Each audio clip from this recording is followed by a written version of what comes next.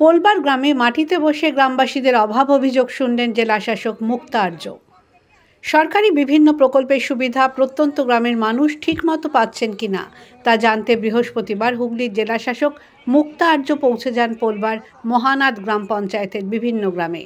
সঙ্গে ছিলেন জেলা পরিষদের সভাধিপতি রঞ্জন ধারা, অতিরিক্ত জেলাশাসক, মহকুমা শাসক সহ অন্যান্য আধিকারিক এবং পঞ্চায়েতের প্রতিনিধিরা। মহানাদের কাঠালিয়া সুদর্শন ঘুরে উত্তর দাঁতপুর গ্রামে মানুষের সঙ্গে মিশে তাদের অভাব অভিযোগ শোনেন জেলা প্রশাসনের কর্তারা।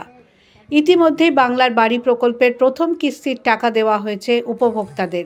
সেই কাজ কেমন চলছে তাও ঘুরে দেখেন জেলাশাসক।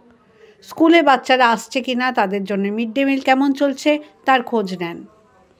জেলা পরিষদের সভাধিপতি বলেন, উন্নয়নের যে কাজ বাকি সেগুলি এবার শুরু করতে হবে। পশ্চিমবঙ্গের মাননীয় মুখ্যমন্ত্রী মমতা বন্দ্যোপাধ্যায় তার যে নির্দেশ, সেই নির্দেশ অনুযায়ী আমাদের যে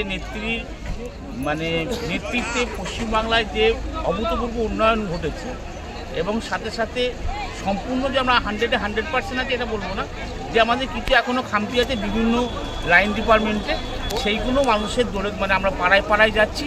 সেই পাড়ায় পাড়ায় গিয়ে তাদের সমস্যা অভিযোগের কথা আমরা শুনছি এবং সেটাকে দ্রুত যাতে সমাধান করা যায় তাদেরকে সেটা আমরা আশ্বাস রেখেছি। আমরা তাদের সমস্যার কথা শুনেছি এবং তাদের আগামী দিনে তাদের যাতে সমস্যার সমাধান হয় তার জন্য আমরা দেখছি বিষয়।